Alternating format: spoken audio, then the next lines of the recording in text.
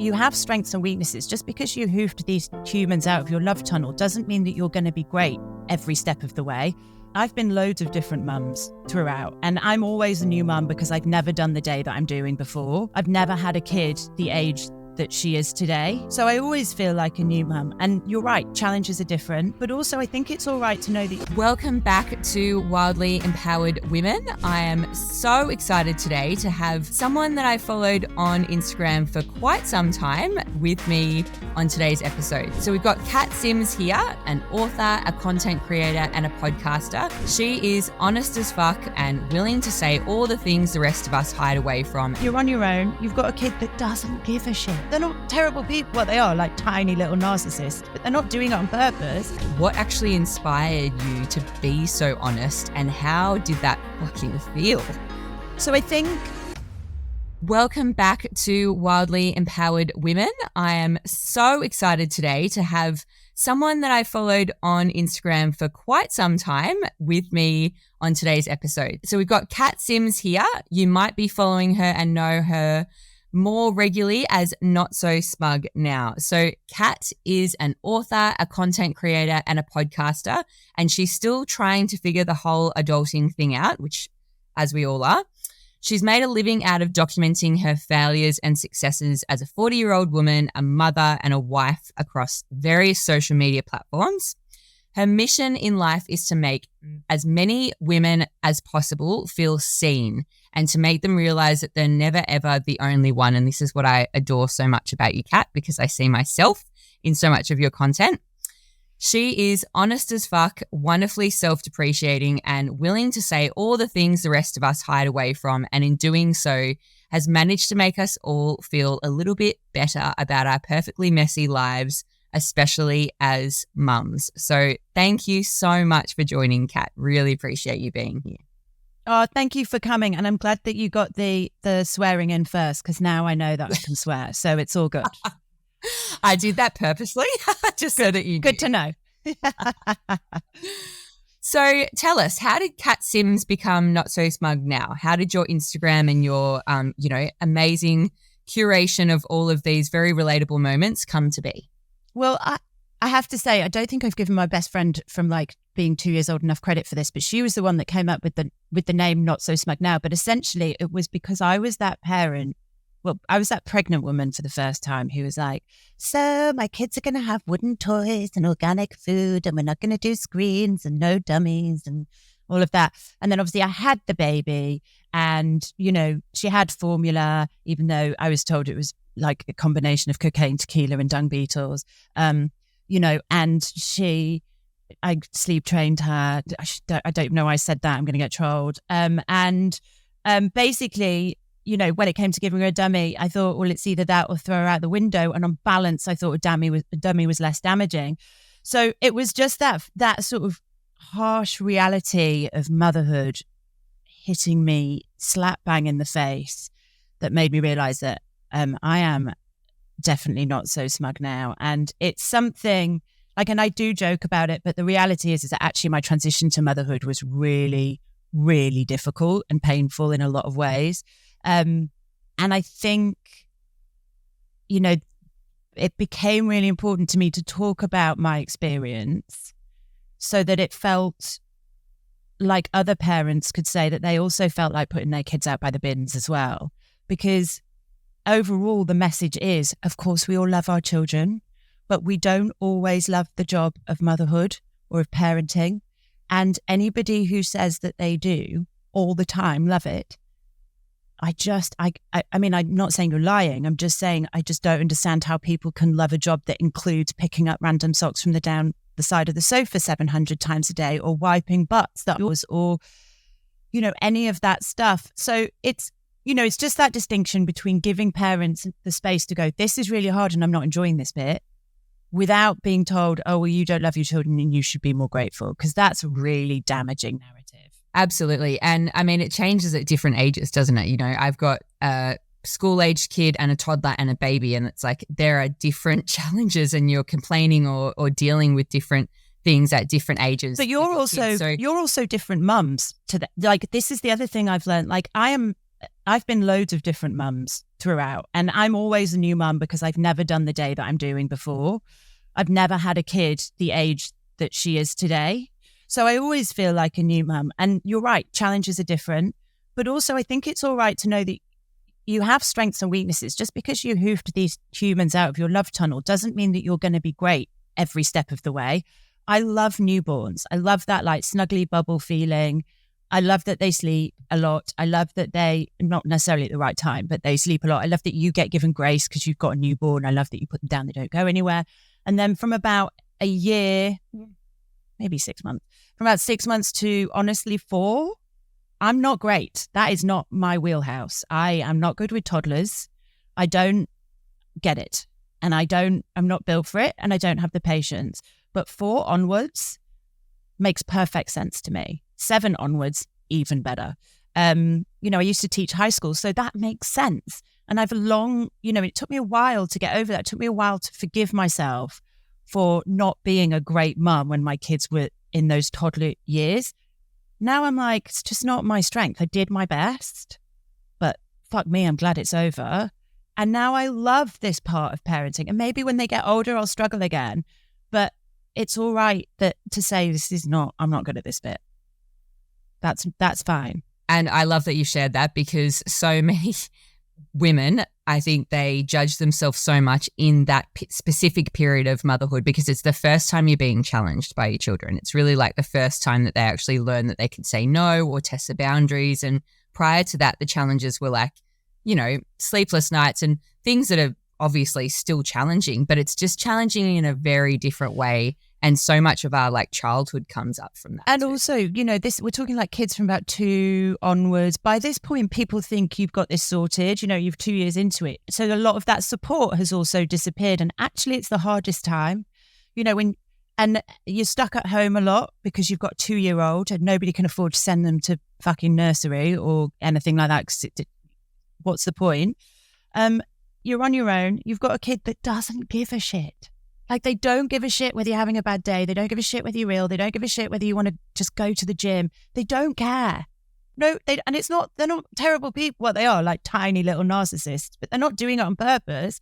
But it's really hard living with that. And if you're on your own and everybody else is fucked off because you're 2 years in and they think, oh, she's fine, it's a really, really hard time. And some people thrive in it. I didn't.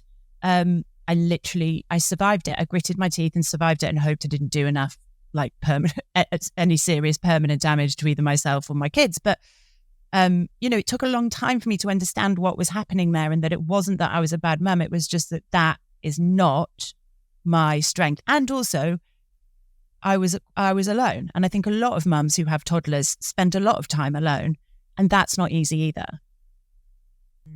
It's not. So can you share with us for context how old your kids are now? So now, I'm in the sweet spot. Man. So I've got 2 girls. My youngest is 7 just, and my eldest will be turning 10 in November. So, I know that I'm about to hit like teenager sort of vibes, but for now, it is pretty glorious, I have to say. So I am making the most of this before the hormones kick in, and girding my loins for that. But yeah, I love motherhood. I love being a parent now. I didn't love it before. That's all right. Yeah, it's a different age, isn't it? It makes sense when you look at your content, and there's been some very relatable reels you've done lately about, the parties and being able to drop off and, leave them, and you just do your party once a year and make it a drop off so that then you can leverage all the other mums doing the same. Exactly. Also, your school mum one about, what it is actually like having a school aged child versus the, the fantasy of what you think it's going to be like when your child hits school. So your like comedy and all of your content, and, it is so relatable. Do you feel like it's sort of in line with your followers' kids' ages as well? Like, are you feeling like the kids are sort of growing up at the same age as yours? I think it varies. Obviously, I know that my audience will have kids that vary from brand new to in their teens. the only thing that I can talk about is the experience that I'm going through at the moment and what I remember from my previous experiences. So I tend not to do any like teen content or I have no idea. I don't have a clue. But I think, I think I just try and take note of those moments that happen in real life and go, I can pad that out.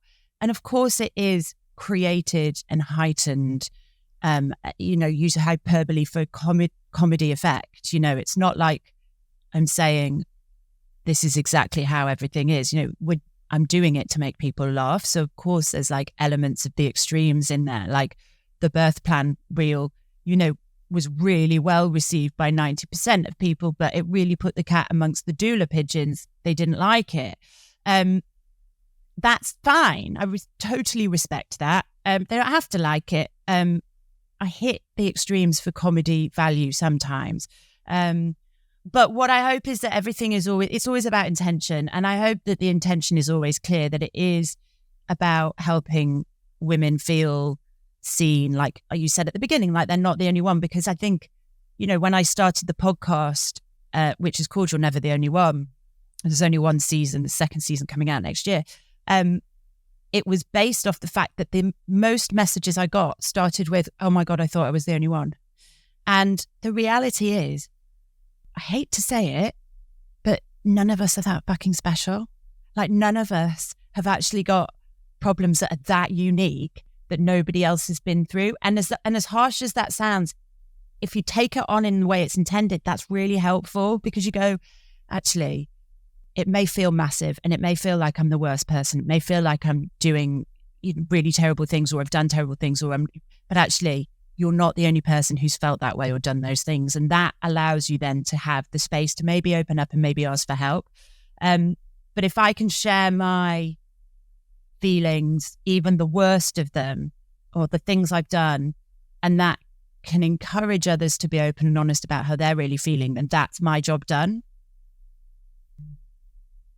Absolutely. And I think, you've been quite vocal about the challenges of motherhood, including that postpartum period and the depression and anxiety that you went through, which I'm sure would have really helped a lot of women that did feel alone and did feel like they were the only ones. So can you share, for anyone that is listening that might have experienced something similar in the postpartum period or maybe are, what advice do you have? Like what helped you navigating that season? It's really hard. Like it's hard to say this, but I'm honest, that first year of being a mum was the worst year of my life. And a lot of that was because, this is 10 years ago now. So a lot of that is because the expectations that people weren't talking about this. People weren't saying motherhood's really hard. They were like, oh, it's the most magical thing you'll ever do and you'll never feel love like it. And I was like, where's the receipt? I want to take a bath. This is horrendous. And so I think I had a very traumatic birth, which came from my, in that birth plan reel that I talked about earlier, where you've got the mum who's got a birth plan that's like 75 pages long. That was my birth plan. It was 4 pages typed, double-sided. It was fucking color coordinated and laminated. And I'm not even joking. And I thought lamination was a great idea because it might get messy. I can only imagine what the midwives thought when I bet they took that back to the midwife station and had a really good laugh. Don't blame them. And because I wanted to control everything, because everybody said, have a plan, it just was so awful. And I think I was like seconds away from an emergency C-section. And then I got an episiotomy and she came out. But it was like 38 hours long. The crash cart came in twice. I was terrified. That led on to a really, really damaging breastfeeding experience. And I have no idea about the science of it, but for me, the two felt very connected. And I would get to a point where every time she woke up, I would just immediately start shaking because feeding was so painful. And everybody was saying, just carry on, just keep going with it. It's the best thing for your baby. Nobody said, what's the best thing for you? Because the reality is, if you are a mum and you're doing your best, your kid's fine, your baby is fine. They're fine. However you feed them, however you put them to sleep, wherever you put them to sleep, whatever you do, if you're a mum and you're doing your best, the baby is fine. But new mums are the single most vulnerable people on this planet, and nobody is taking care of them. And I think it has got better, but I still think that there are new mums who are in this echo chamber of, this is what a new mum looks like. This is what new motherhood's going to be like. It's going to be brilliant. And you're going to need to do this, this, and this. And it's all about the baby. It's not all about the baby. It's just not all about the baby. We really need to stop that. And when people say that, we need to stop coming at them and telling them that they're terrible people and they're selfish. It's not about the baby. The baby is fine. You have to actually go out of your way to do some real damage to a baby. Like, you really have to try. That's the reality. And if you're just worrying about whether you're doing your best, you are doing your best. And it's that simple, and it doesn't matter what that looks like.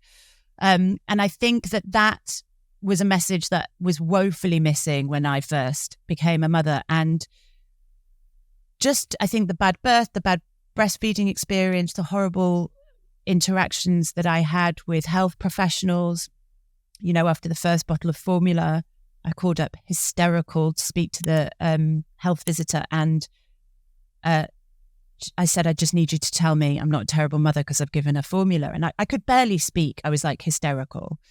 And she just said, oh, don't worry, love. Whenever, when you start weaning, you can always try and do try and undo the damage you've done then. And I was just like too far into this whole fucking twilight zone of perfect parenting to even realize what she'd said to me. But that one statement stuck with me in a way that I am still unpicking in therapy today. My trigger is any hint. I can find any hint or implication in any conversation that says you're a bad mother. I will take that out of almost every conversation, because that early experience just made me feel like I was the worst mother in the world. And I was lucky in that my husband was home for a month, and then he went on tour for 7 months in that first year. And I was in London. I had friends, but not really anybody who was nearby. My family were very far away. So I was on my own. I was really struggling. And this postnatal depression just completely took me unawares. And I explained it away for so long by just saying, well, of course, I've got a new baby. Of course, I'm exhausted. Of course, I'm on my own. Of course, I'm miserable. Of course, I want to kill myself. Like, of course, that's what I was saying. Of course, that's how it feels. This is normal. It's not normal. And I didn't know that. And I was diagnosed a year in by an incredible GP, female GP, who'd kept a very, very close eye on me. And I'd told her all year I was fine. I'm fine. And then obviously it broke down, and she knew I wasn't, but eventually I sort of let her in and was able to help me. And she was able to help me. And I went back onto antidepressants to deal with that, and did some therapy. And it took a long time for me. I'm still working through it. The impact of that narrative on mothers is so much more damaging than people think it is. And part of me really working through that is talking about it and not making fun of it or making light of it. But, if I can make new mums laugh about something that they might have been worrying about, like a birth plan, or, like worms, that's coming up, then I'm here for that. And that's really all I care about. Yeah, it's so important. And I think, I feel really grateful that I had two. I didn't have I had two mothers groups for my 3 kids. I didn't have one in the middle because my middle son was born during COVID, so there was no mothers groups and no support. And that, especially being in lockdown, and like here in Australia, it was like 2 years of lockdown. Like it was constant. Like I feel like he's part of that. And certainly a lot of mums are part of like this crazy kind of period where even if you did have a support circle, or like, the village in inverted commas, you still didn't really get to access it. Yeah. So the only thing that helped me was having my previous mother's group. And then, now I've got a 3-month-old, I've got a mother's group now. I'm curious, like, do they have that in the UK? Is that an Aussie thing? Yeah, no, they do. They do. They absolutely do. But I think, you know, we have sort of play groups and things, and you go to church halls and they give you a soggy custard cream, and it's, you know, and everybody gets on. But it, you know, I found those really isolating because again, this is 10 years ago and I'm sure things have changed. But for me, it was like everybody just said what you were supposed to say. You know, it wasn't like we made really, really close friends. I felt like everybody was going, oh, she's just, oh, I love it. And I was like, no, I hate everything about it. The only good thing that I can say about that period is actually, bless my eldest, Billy. She's absolutely brilliant. And I think that she came out and took one look at me and was like, this bitch needs some help. Like, she has no idea what's going on. So from like 6 weeks, she slept from 7 till 7. And I used to lie about it at playgroup because I didn't want to, everybody was like, oh yeah, she's awake all night. And I was like, yeah, mine too. But I think it was like literally just Billy going, this woman needs all the help she can get. Like, at the very least, I'm going to sleep. And you know, and she was, but there was just, and maybe it's different now, but there was just no room for that honesty. There was no, it was like heresy to say it. You know, you couldn't possibly say this is awful. I'm hating every minute of it. And now I think people can do that to a certain extent. And all I would say is, you know, if you're trying to say that to somebody and they're not hearing you, or you're getting a response that is making you feel worse, please go and try somebody else. Like, don't let that shut you down, because the problem is not you at that point. The problem is that person, and they're dealing with their own shit. But just talk about it, because I guarantee more women than not are feeling the same way. Yeah, absolutely. And it just takes one person to say, I'm not coping, or I'm not dealing with it, or this is really fucking hard, for you to be like, yeah, me too. Yeah. Like, yeah. It is really hard. And, you know, like, this is why I love your mental load list, because, you know, the newborn period and postpartum and even just becoming a mum is so challenging, and it's such a new identity, and there's so much that comes along with it. And then also all of the responsibilities that you had before either continue or they come back, e.g. when you go back to work, right? So when you did the mental load list, and for anyone that has not seen this, I'm sure it's probably in your profile, I'm assuming, Kat. The link. Yeah. It's in the bio, yeah. So mental load list, it is a downloadable, and it's like basically just, you know, doing your thinking for you on all the things that you need to be across as a mum. So how did that come about? Like, how's it been received? What's the feedback? Let's talk mental load, because it's genius in my case. Do you know, I remember saying to my husband, I said, I feel like he's the swan and I'm the fucking legs. And I'm not like against that. I don't mind being the legs, but I'd like the legs to be recognized every now and again. Like, that's the thing. And he's really good at he loves the park, and he loves craft and fucking playing tea parties and all of that stuff. And I'm way too ADHD for that stuff. So, you know, I am very comfortable I do things with my children, but I'm also very comfortable in doing like parenting in a different way, which is I make sure that their beds are clean and they've got clean uniform and the fridge is full and their birthday presents are bought, and, you know, all of this, dentist appointments are made and all of this stuff. And that is also parenting. And that's really important as well, because we would often have fights where I would say, you're not doing enough to help me around the house. And he's like, well, I feel like I'm doing all the parenting. And I'd be like, both things are actually parenting, because these kids need both of those things. But he did have a point. I needed to step up and be more present in the sort of entertainment side of things.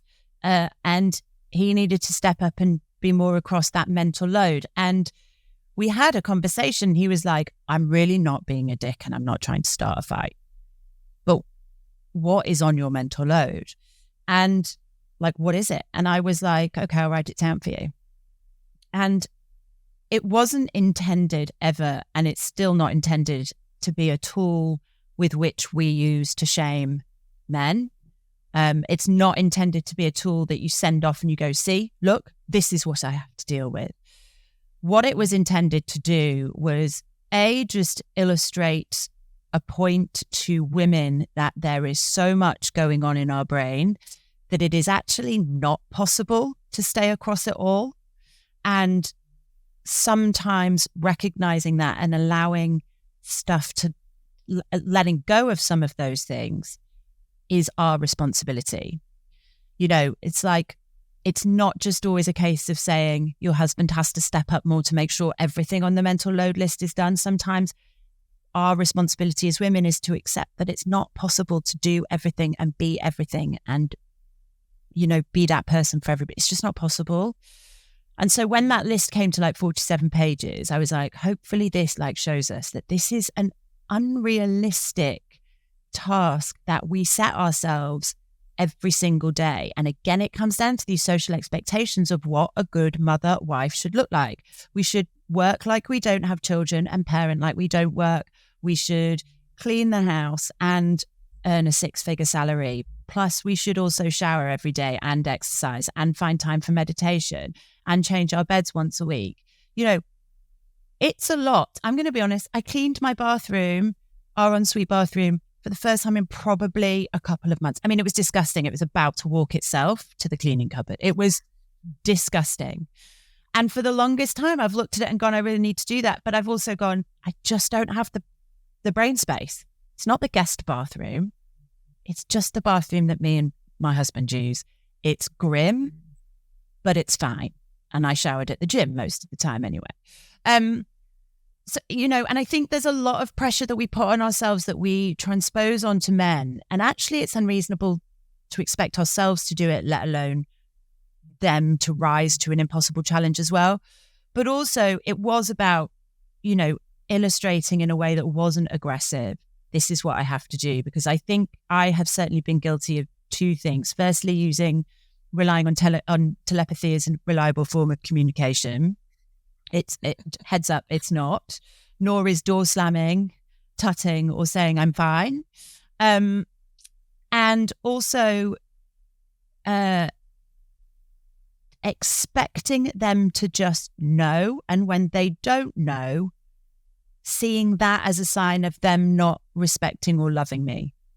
And the reality is in the same way that we as women know what the mental load is because we have naturally inherited that from watching our mothers do what they do. They have inherited a disregard or a lack of recognition of the mental load from watching their fathers do what they did. And nobody is at fault for that. That's a fact. We are responsible once we recognize it for unlearning that. But if we're just expecting men to know this stuff, then everybody's going to have a fight. And then there's women that go, well, me telling them about the mental load is just another thing to add on to the mental load.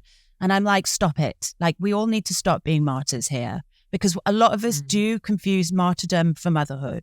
And the reality is, when I sat down and said, this is everything on the list, he was like, okay, is there a chance that there's some things on here that perhaps aren't essential? And I was like, no, well, maybe. So then you can get rid of some of those immediately. And after that, it was a case of me, yes, initially saying, I need you to do this. This is on the list. This is on the list.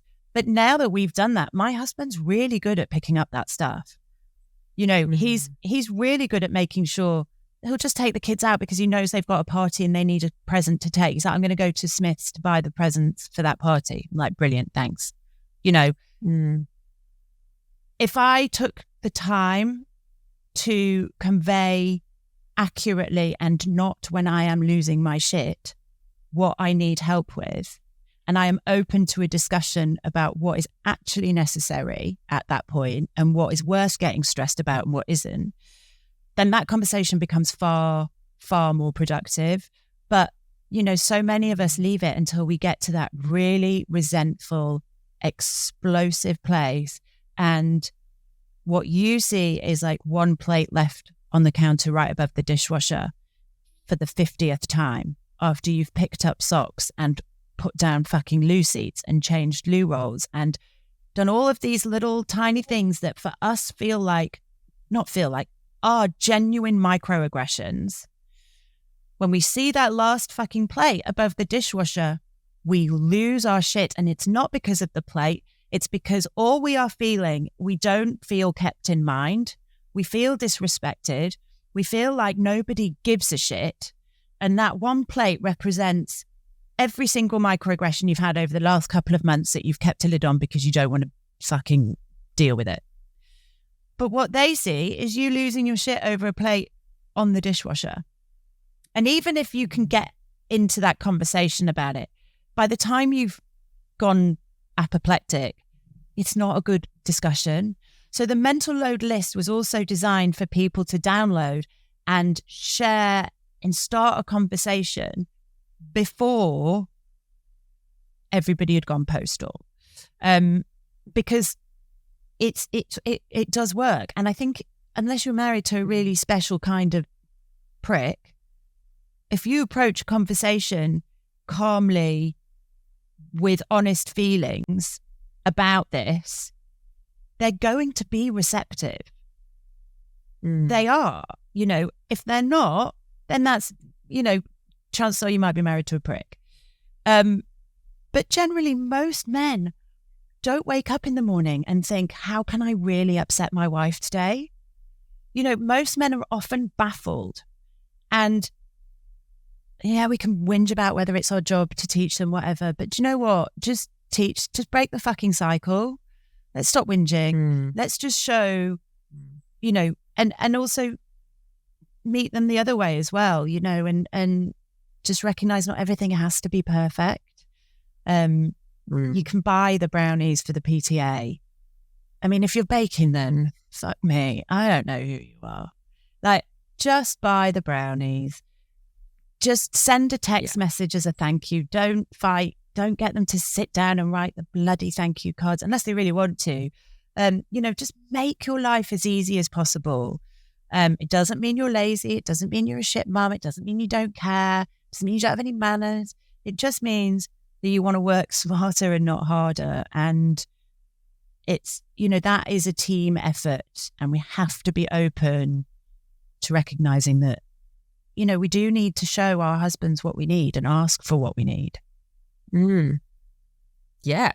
It's self-responsibility, right? Of going like, cool, all of these hundreds of things are on the list of what needs to get done in the house, but there's only one of you and there could be, 3 kids and 2 adults in the house. Like, how can you split the load or outsource it or each be responsible for something? I love it because I was going to say, just like what I do on a Saturday morning is I go down, I write down, scribble a list of all the shit that I want to get done that day. Everything from putting the laundry away to going to swimming, whatever it is. And then I'll put my initial by the things I'm going to do. And then I put it on the kitchen table with a pen and I'm like, kids, Jimmy, let's get going. And then they'll go, all right, I'll do this, I'll do this, I'll do this. And that's really helpful. And nobody's fighting. I'm not saying you should do that. And if it doesn't get done, then we know whose responsibility it was and it didn't get done. And that's been really transformative because it helps everybody see what happens behind the scenes, because running a house is like running a fucking business. And to be honest, there have been times when my husband would have been fired. It's that simple. And but at the same time, just like running a business, you wouldn't just let an employee screw up and then go, you're fired. You'd be like, okay, how can I help you do better in this job? What can I do to support you? I know maybe I haven't been clear in my communication, and it's no different. Yeah, absolutely. Especially involving the kids. Like I was talking to a woman the other day who had 6 kids, and I was like, I am never complaining again about the washing in my household. You've got 6 kids. We've got, my mum's living with us who's a bit unwell at the moment. We've got 6 people in the household, and, washing just seems like a constant thing. And she was like, oh no, I get my kids to do their own laundry. And I was like, brilliant. What a brilliant idea. What brilliant responsibility for them. Like, why did I immediately think that she did all of the washing for them? She's outsourced it within her own. And I do that as well, within her own. And I think we underestimate what kids are capable of as well. Since my kids have been 5, they've put their own laundry away. Do I still sometimes have to fight with them about it? Yes, of course I do, because they are children. But they know that is their responsibility. And we have a distinction in our house between chores and responsibilities. So responsibilities are things that you are responsible for because you are a good human and you want to be a functioning member of society. So you make your bed, you keep your space tidy, you bring your laundry down, you do, those things. Chores are things that around the house that I would have to do, but that, could be like, I don't know, picking up the dog poo. It's nobody's specific responsibility, but it's all part of being the team. And if somebody else does it, it means I don't have to do it. That's a chore. For chores, they get pocket money. For responsibilities, they do not get pocket money. They get the grace and knowledge and self-pride of being a functional human being. But for chores, yes, if I'm like, can you go around the whole house and empty all the bins and stock all the bathrooms with loo roll and I'll give you 50p. That's fine. That's a chore. She's helping me out. I'd either have to do it myself or pay a cleaner to do it. I'd rather she took responsibility and she is rewarded appropriately for it. But then they come down, they go, so I made my bed and I got dressed. Can I have some pocket money? I'm like, no, that is not how it works. But involving your kids is really important. I could be better at it. I turned up at one of my kids' friend's house to drop them off at a play date. All 3 kids, one was vacuuming, one was like mopping, and the other was doing the ironing. And I was like, I need to up my fucking game here. But we do. I think we underestimate what kids can do. Yeah, absolutely.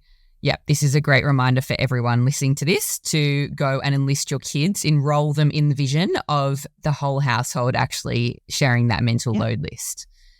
So the other thing that I wanted to ask you on is you have been brave enough to share very openly and honestly about your journey to sobriety and how this came about and your impact, the impact it had on you. And also, I'm assuming a lot of people reach out to you, it having impacted them really positively. So can you share a little bit about that journey and just exactly how it has impacted where you are now? So Before we go on, I want to ask you a super powerful question. What would it mean to you to make decisions based on your soul rather than your bank balance? Freedom to me means having true autonomy and choice in your life to live based off your values and soul's desires, rather than what you can purely afford for you and your family or what your job requires of you. This is why I've been empowering women for the past almost 5 years to earn more with pleasure, earning your true worth without the insane hustle and with actually having choice in your life. It is so much more about how you earn rather than what you earn. If you'd like to learn more about how I mentor women to earn a time-leveraged income online, selling conscious, health-based products and learning the skills of personal branding and attraction marketing, both very sexy skills to have, then click on the link in the show notes or DM me the word info on Instagram so we can have a proper chat. I love having one-on-one convos with you savvy queens and showing you how this kind of income and our community can help you truly live wildly empowered. Big love, back to the episode. Today, actually, I'm 22 months clean and sober. November 21st will be 2 years. And it's been the single most impactful thing that I've ever done with my life. I mean, I grew up in a very big, raucous, fun family. Drinking was very much a part of our culture. There was never a time we got together where we didn't really get shit-faced. That was how we had fun. I never really saw anybody just have a glass of wine. Everybody drank to get drunk. And it was fun when we did that. And I carried on drinking like that. It never occurred to me to drink in any other way. And I was a party girl. I really loved partying. But it got to a point where first of all, I never drank in the morning. I never hid alcohol in coffee cups. I never slept on a park bench, lost my license, never lost a job, never ended up in prison, wasn't arrested. And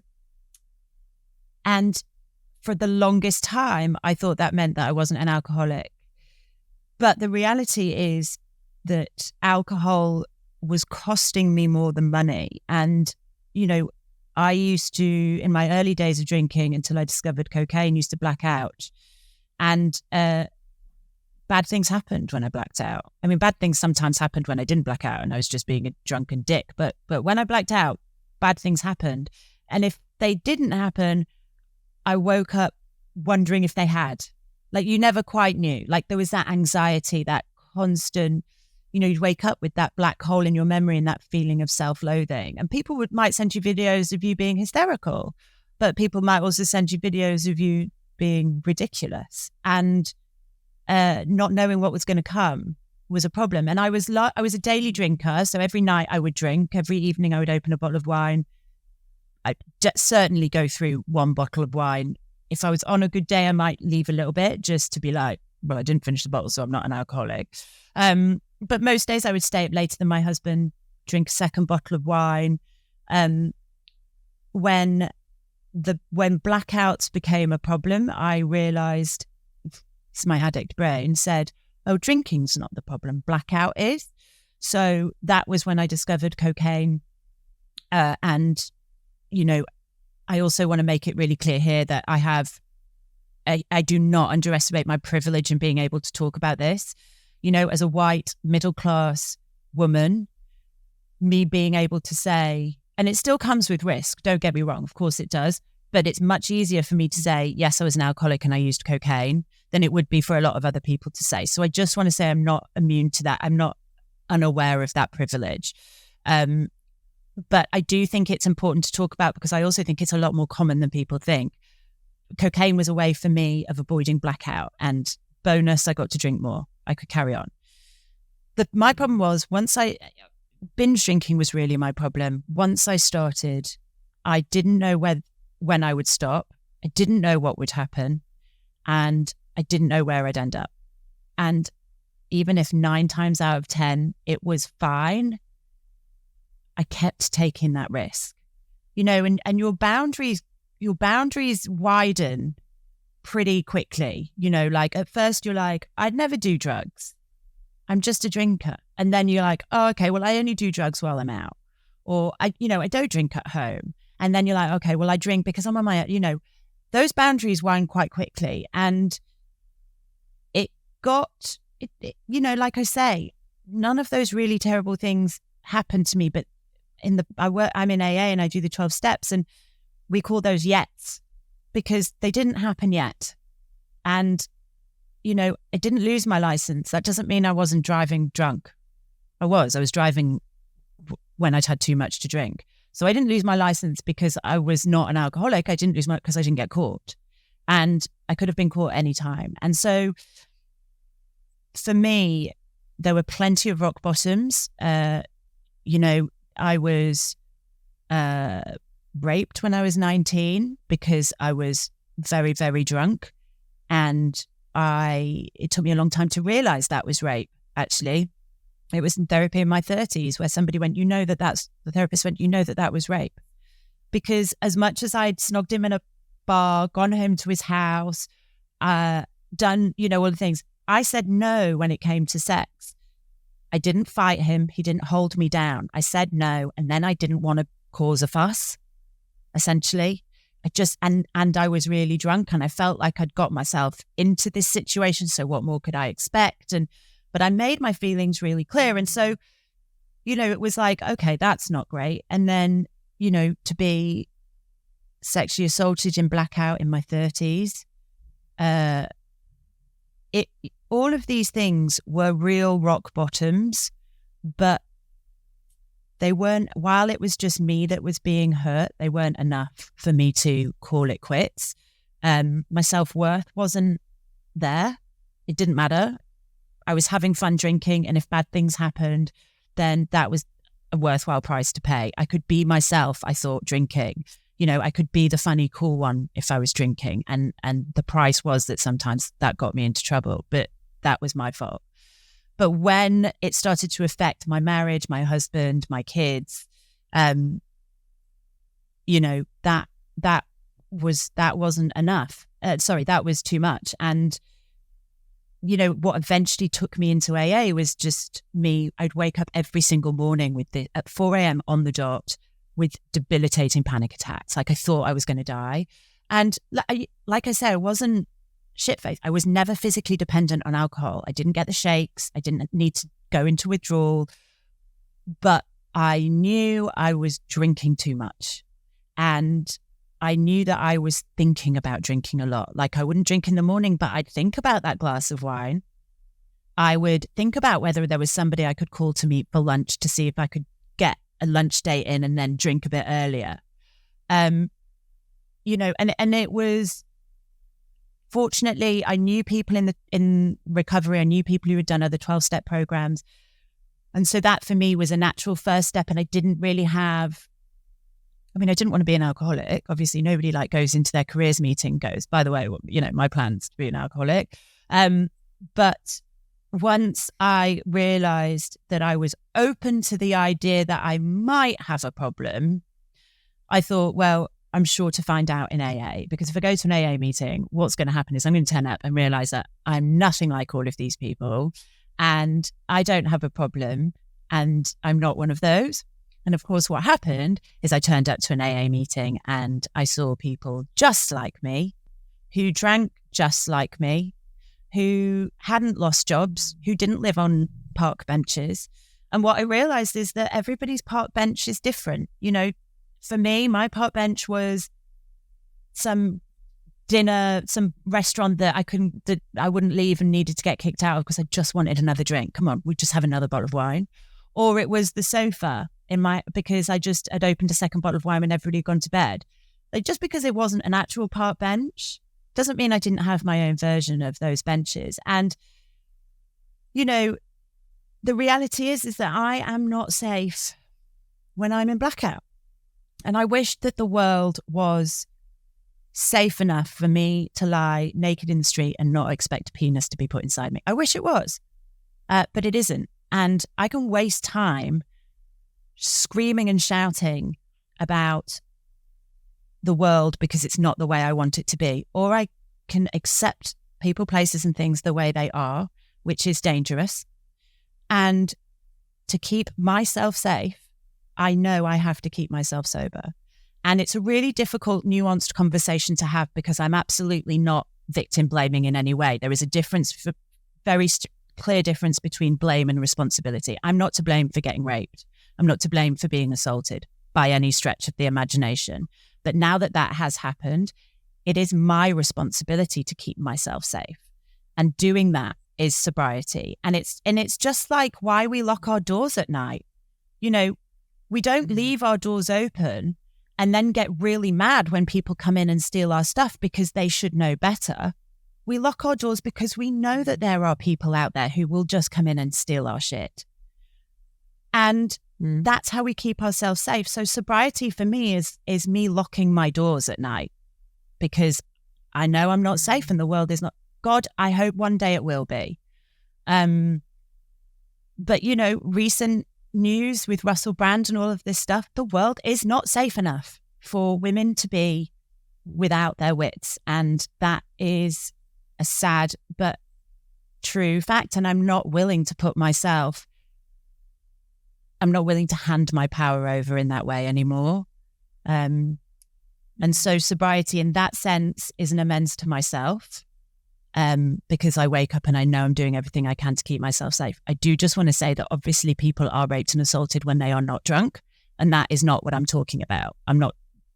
That's a different thing. But for me on a personal level, sobriety keeps me safe in a world that isn't. And that's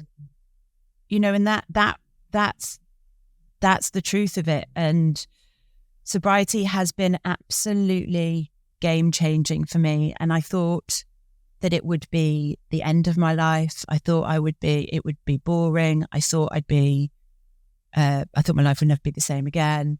I honestly did not know myself without drinking, certainly socially. Since I was 13, I hadn't been out socially and not drunk. Not once. Maybe when I was pregnant, but even then I might have a glass of wine. But generally, since I was 13, excluding pregnancy, I had never been out socially without drinking.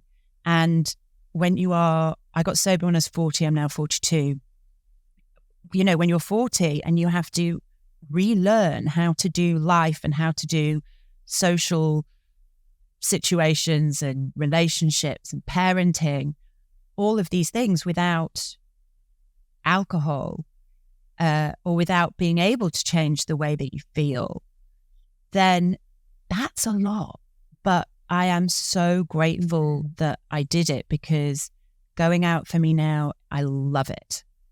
I mean, I loved going out before, but it always came with like the other side, which was the hangover, the anxiety, the did I fuck up? Do I have to apologize to anybody? Did anybody record me doing anything, film me doing anything stupid? Did I go live on Instagram? I used to do that. That's, by the way, not great.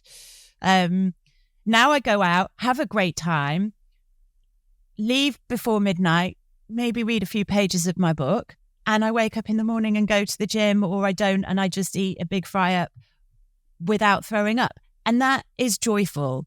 And I really underestimated that. I had people sort of say in the AA, we say you'll get a life beyond your wildest dreams, and it all sounds a bit wanky.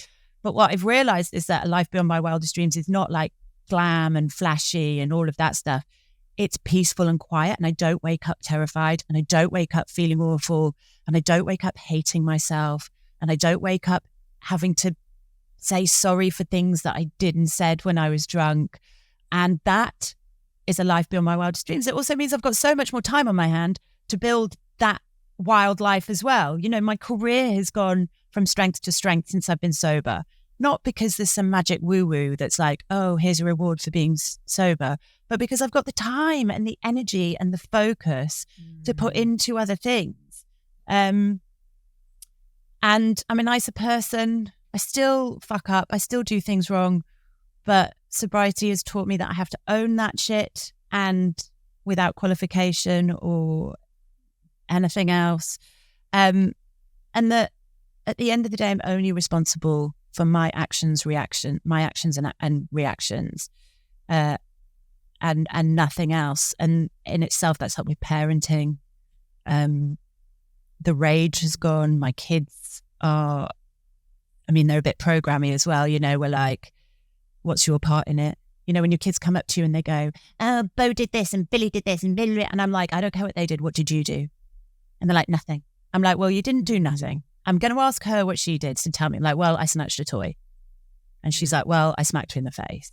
I'm like, okay, well, I think we can both agree that we understand what went wrong here, and let's take responsibility for that and move on. And that's the thing. It's like, it's not about what anybody else has done. It's about what I did. And, I've just issued an apology on Instagram today because I went too far in slamming an article written by a woman. It was an awful article. It was an awful article, but I went too far. And, and I didn't apologize because people had told me I should apologize. I apologized because after sitting on it, something in my heart, my gut was like, you fucked up. And I love guilt. I love that guilty feeling, because it's the thing that makes me, I've learned to listen to now, because if I feel guilty, I've done a bad thing and I need to say sorry. If I'm feeling shameful, then that's me saying you are a bad thing. That's not helpful. Try and get rid of the shame. But the guilt is useful. And so, I felt guilty. I was like, I've gone too far. And so I just went, I'm really sorry. And I didn't do it expecting her to apologize back or anything like that. I did it because I felt like I'd gone too far and I needed to make it right. And I did a public apology, and I messaged her and said, people like, oh, she doesn't deserve it. It's not about her. It's about me. And that's what sobriety has taught me. And that's a really long answer to a question. I'm really sorry. I've realized I've just basically just done a monologue. There's so much so many golden nuggets in what you've just said. You could have just kept going. There was so much value in that. And it has made me think, I was in PR for 10 years, and you can take the girl out of PR, but you can't take the PR out of the girl. You actually sharing with your audience, you said you've been sober for 20 months. 20 months ago, you still had a humongous audience. You've got 250K plus followers, right?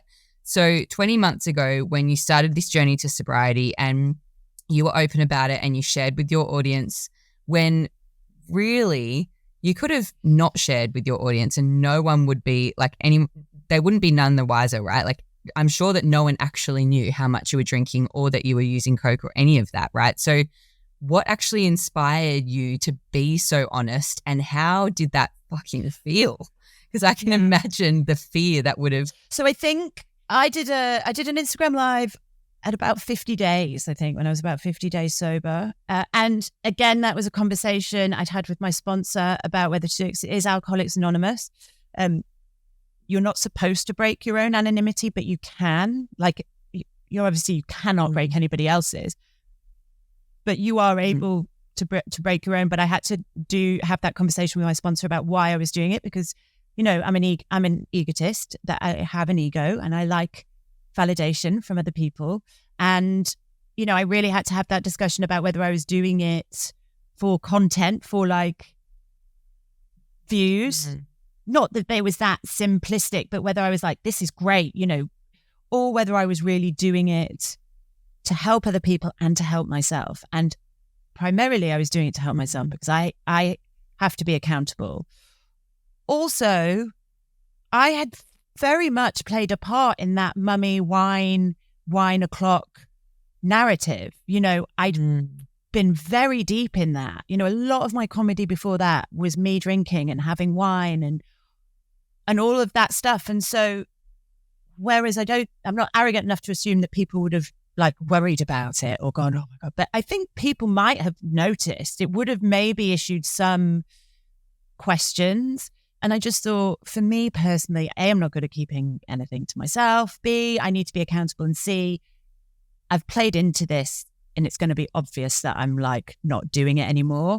And so I went public and also really wanted to take that stigma away from the word alcoholic, because I think, you know, like we discussed earlier, I think people have an idea about what they think an alcoholic looks like, you know, and it's the man with string holding up his trousers, sleeping on a park bench.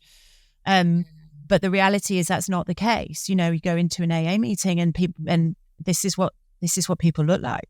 You know, we're mums, we're doctors, we're lawyers, we're old, we're young. You know, you say anything for addiction, it's fucking inclusive. You know, like it really is. And you know, my worry is that a lot of people don't ask for help.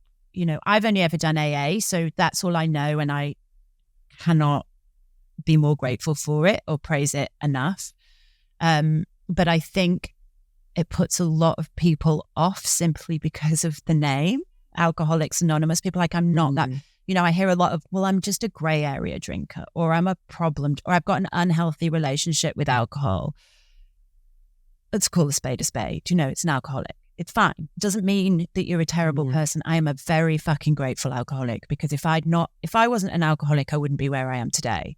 You know, I wouldn't be writing a novel. I wouldn't have a literary agent. I wouldn't have done a million things. So when people say, you know, would you take it away? No, absolutely, categorically not. I would not take my alcoholism away. And I am grateful that it has not just given me my life back, but it's made me into a much more self-aware, reflective, I would hope, kind person. And, you know, and I know I've inspired people to get into the rooms, to get into AA or to get help in other places, because there are other ways to get sober, of course there are. But I've taken followers, I've met with followers who have messaged me and gone, I'm really struggling. I've taken them to physical meetings. I've taken them into Zoom meetings. You know, I've given them my phone number and said, call me, like pick up the phone and not a drink, like all of this stuff, because it was given so freely to me, that support and that community, that it is my responsibility to give that on for free. And so, you know, you'll never find me monetizing sobriety. You'll never find me monetizing discovery calls or coaching or anything like that, because and fair play to people who do, but for me, my recovery was given freely by other addicts who gave up their time. And my sponsor, you know, we meet every week. She takes me through the book. We work through the steps. She gives up her time. I call her every day. she picks up the phone to me every single day. So for me, it was really important to shine a light on AA a little bit. And some people don't like it. It goes against the principles of AA, and I understand that. But, I think anonymity is about protecting the individuals. But I think if individuals aren't coming into the rooms because they have a misunderstanding of what AA is, that's not protecting them either. And so, protect the people, but I will shout about the joy, the brilliance of AA till the day I die, and I'll do anything I can to answer those questions that people have and to squash the myths about it. And I'm not saying it works for everybody, but I do think that there's a lot of people that could really find some genuine help in there, but don't go because they don't want to be one of those. And I understand, but I'm an alcoholic and I'm grateful, and this is what they look like. And you know what? In some ways it's a gift. In some ways it's a gift. If you can get into help and you can get into sobriety, you'll get a better life than anybody. You will. So so that's why I broke my anonymity, and it was scary. But actually, I've never had a negative comment about it. I mean, apart from, there is an awful trolling site that they were like, she's pretending for like views. I was like, of all the things I'm going to pretend to be for views, an addict and an alcoholic is probably not one of them. But generally, I've never ever had a negative comment about it when I came out and said, my name's Kat and I'm an alcoholic. Not one. Yeah, and that is such a stigma that needs to be broken, isn't it? I actually had a friend that came out to me and shared that she was in AA, and I asked her loads about it because I was really curious.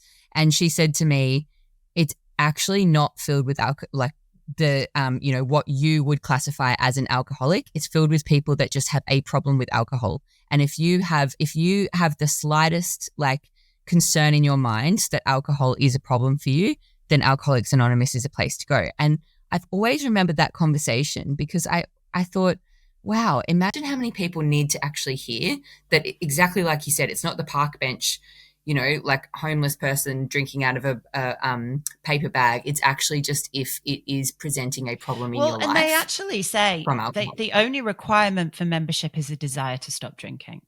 So it could be that you just drink one glass of wine a night, but you can't stop and you want to. You are welcome in those rooms. It could be that you've given up drinking for 2 years on your own and you're struggling a bit with it. You still have a desire to stop drinking. Come into the rooms. It's not married. It's like couples counseling, right? It's like don't wait to crisis. Don't wait till you've lost the job and you've got in prison and you've lost your kid. Don't wait till that point before you get help. If you think if there is a voice inside you saying, I think I have got some sort of an issue with alcohol, then you probably have some sort of an issue with alcohol and you can ask for help. Go anywhere, but don't avoid AA just because of the name. And I get it, I do. At the beginning, I would describe myself as an addict rather than an alcoholic because that's cooler. It's batshit crazy when you think about it. I am an addict and an alcoholic because it's not just alcohol that I'm addicted to. You give me anything and I will, really commit apart from exercise and salad, which is annoying.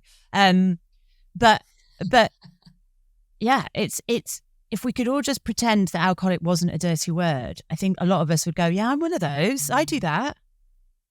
If alcoholic was like ADHD, that was the kind of stigma that was attached to it. Do you know what I mean? Everybody would be like, oh my God, I'm definitely one of those. So at the moment, I've got ADHD, I'm diagnosed and I'm medicated for it, thank God. But if we were all like, yes, I've got ADHD, I think you'd find if everybody was comfortable with the word alcoholic, most people would be going, oh yeah, I'm an alcoholic. Thank you so much for being so open about this because it's such a good topic to talk about, especially amongst mums because, as you said, the mummy wine culture and, no fucking judgment either. As we've just shared in this episode, motherhood is hard. But if you would like support, I'm going to put the links in the show notes as well, to places that you can get support as well. So let's talk your book now, because it is a bloody ripper. I love it. It's called The First Time You Smiled, or Was It Just Wind? And it is a baby record journal with attitude. It is hilarious. If anyone listening has ever used a, milestone book for their children, I can guarantee you bought one that is subpar to Kat's, because this one is hilarious. And I love what you actually have in here as the prompts to like what we want to write down and remember. So I found it very empowering that this book is very much focused on the mum and the parent, and, like our perspective of like, what did we nail, and like, how are we going? So I found that very empowering, especially, in the monthly, on the monthly pages of like, just checking in, like things I did this month that I never thought I'd do, or the most impressive parenting fail of the month, and then the things that you nailed this month, like actually taking a moment to, sit back and look at what you're doing right and what you could, potentially change in the future and whatever. Tell us about, how you came to create this book. Like, how did it come to be? If I'm 100% honest, HarperCollins reached out to me and said, we want to write a different baby journal gift book vibe, and we love your writing and we think your vibe is perfect for it. And I was like, I've always wanted to write a book. This is amazing. Yeah. And it really spoke to me, because I, like I've talked about, I really struggled with this idea of like what a perfect parent was. Those milestone books that you get and you're like, oh, I haven't filled it in perfectly. And you get to like, and you're like, oh, I forgot what did. And then you're like, this is awful. I'm a shit mum. To be honest, if you buy the book, I don't give a shit whether you fill it in or not. I mean, the publisher's probably going to kill me for saying that, but I don't. Actually, what I really wanted to do was to create a book that, like you say, was parent-centric, because the kids are fine and they don't give a shit. And also, you might give it to them when they're 18. They'll probably just shove it in the back of a cupboard somewhere. Like, let's be honest about this. We're doing it for us. And I think we can do it under the guise of pretending we're doing it for them and then feel bad about it, or we can just do as much as we can and enjoy what we get. And I also wanted it to be really inclusive, because every other baby journal book assumed that a man put a penis in a woman and had a baby. And that's just, we're so far away from that now. Babies come in all sorts of ways, via all sorts of directions, between all sorts of people. And so it was really important to me that those people felt like this book represented them, that they could fill it in. They weren't like skipping over pages because that didn't apply to them. So there was no family tree, for example. I just did like your village, because there are people who don't have families. And so it needed to be inclusive. I wanted it to be parent-centric, and I wanted it to be funny. And I wanted it to kind of, even if they didn't fill it in, at least the bits that I wrote would be enough to make them feel like they weren't on their own, and that this was something that we could laugh at in all its ugly, messy, stinky glory. And there's just, it was just a real example for me that we have to stop worrying about the babies.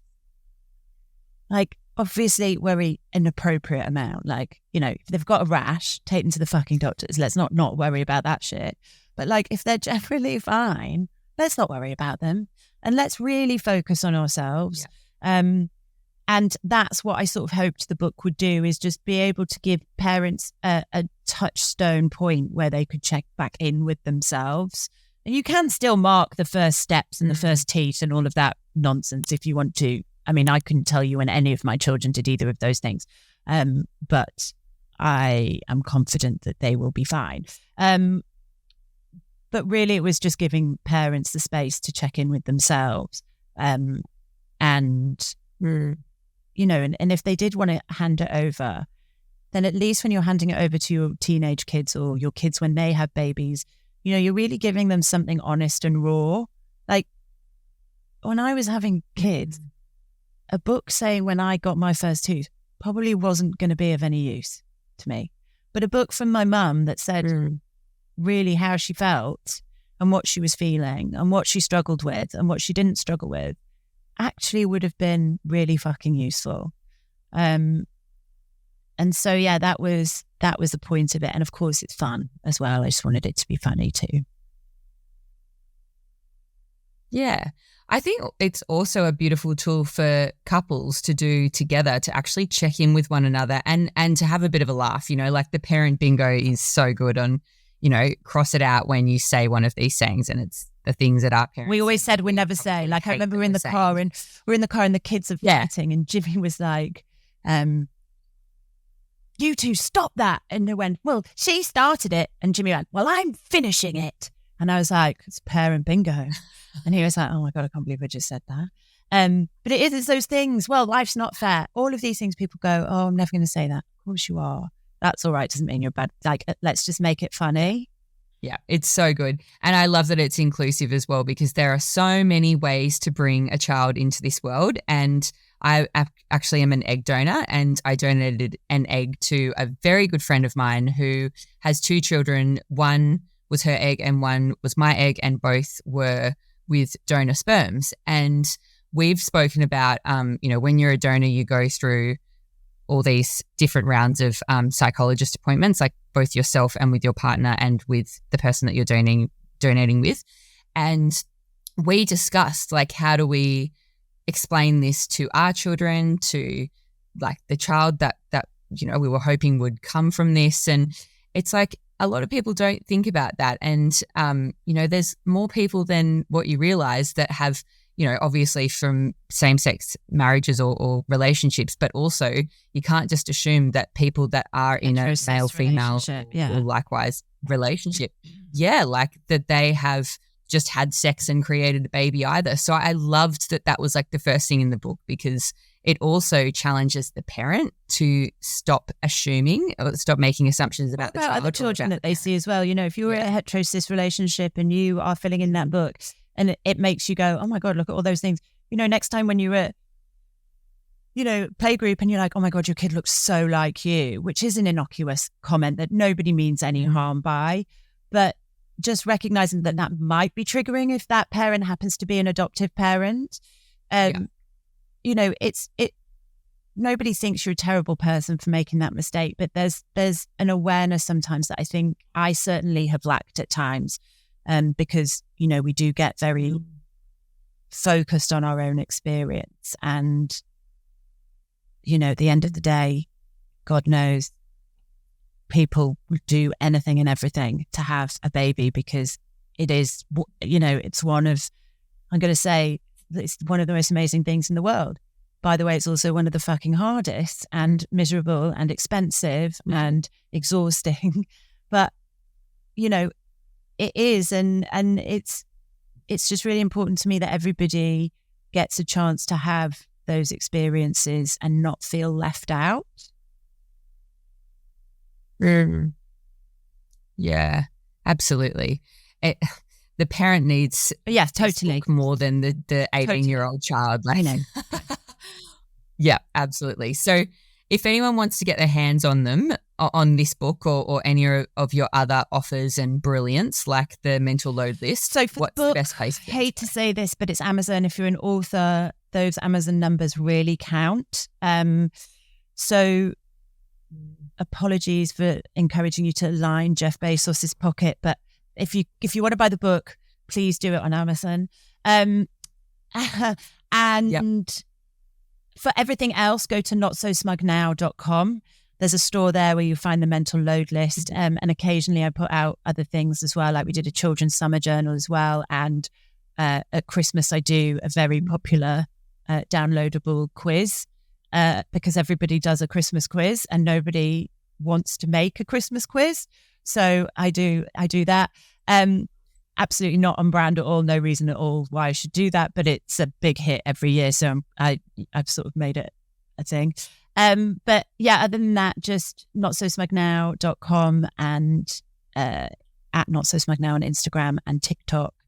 And I mean, anywhere you'll find me. If you dig hard enough, you'll find me. Yeah, amazing. So final question. If you could go back to your 21-year-old self, what would you say to her? Before we wrap up this episode, I want to ask you a question. Do you remember how you discovered this podcast? Was it a friend's suggestion or an Instagram story, maybe a post? Somehow you found it, and I'm hoping you're getting a lot of value from it.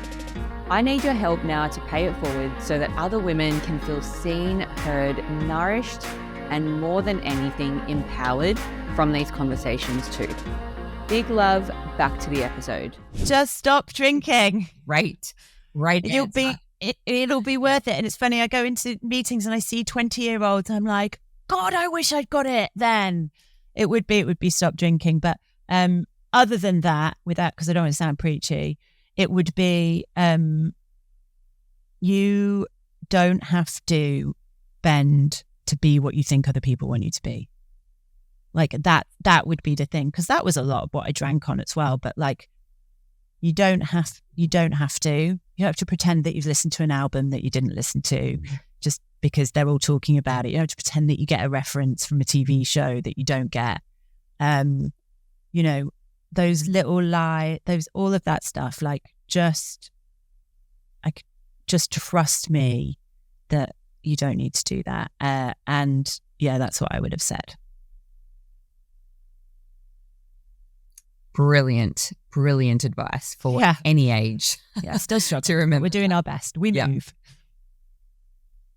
Yeah.